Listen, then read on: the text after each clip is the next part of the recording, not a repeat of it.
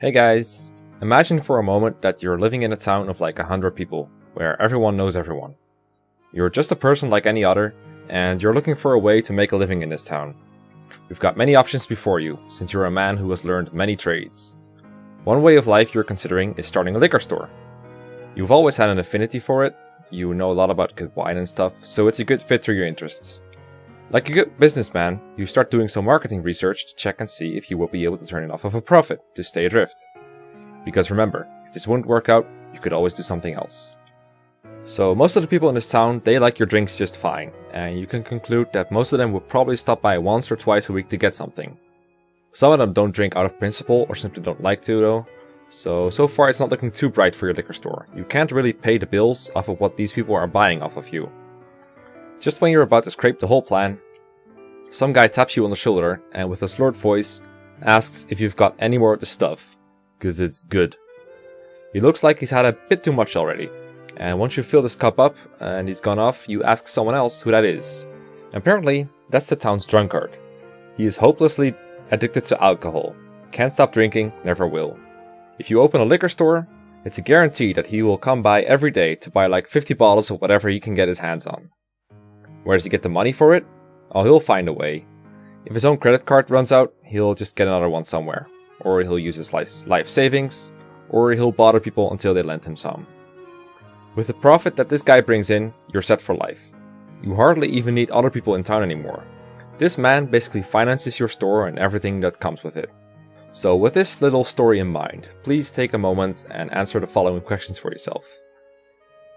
Would you open this liquor store? And do you bear some of the ethical responsibility for the alcohol addict and his behavior if you do? You've probably guessed already how this little story is related to Fire Emblem. The liquor stop is Fire Emblem Heroes, you're Nintendo or Intelligent Systems or whoever made the decision to make Fire Emblem Heroes. The alcohol represents the orbs, and of course the drunkard is the will. He's the key to all this, the guy who keeps the business running by purchasing enough so that everyone gets to enjoy a product that would not be sustainable for the business owner. Because that's how Heroes and most gacha games work. There's a very small percentage of players, called whales, that pay thousands more than others. It might not be 1 in 100 like in this story, but for the analogy to work, I don't believe the numbers need to match.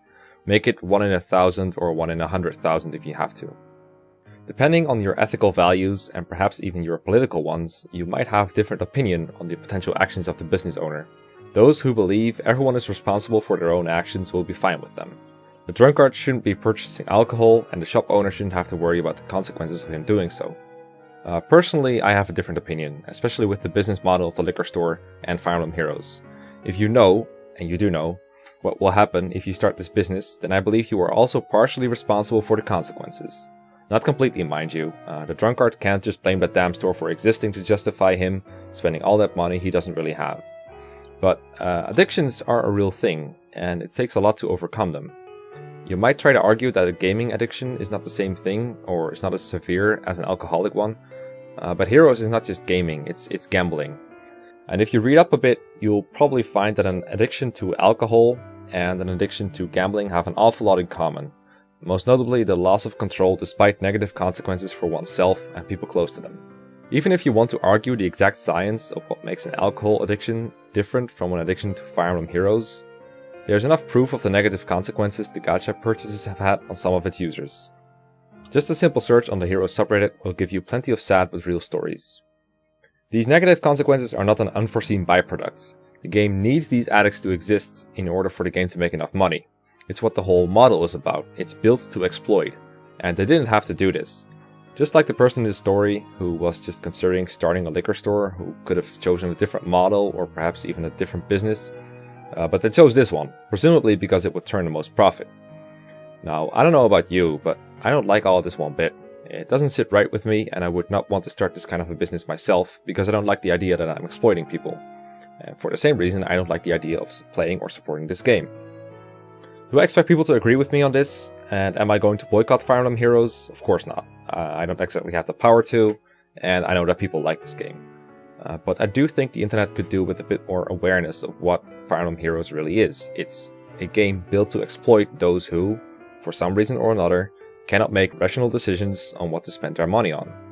It's basically a mobile slot machine in disguise. I'll reiterate, I wouldn't feel comfortable supporting a game like this. It feels wrong to me. But I seem to be in a minority. The overwhelming response to Heroes seems to have been, shut up and take my money. The game is very successful, and few people seem to have an ethical problem with it.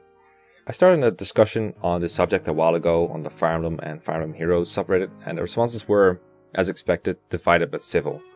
I'm hoping to start a similar discussion, perhaps on a larger scale here.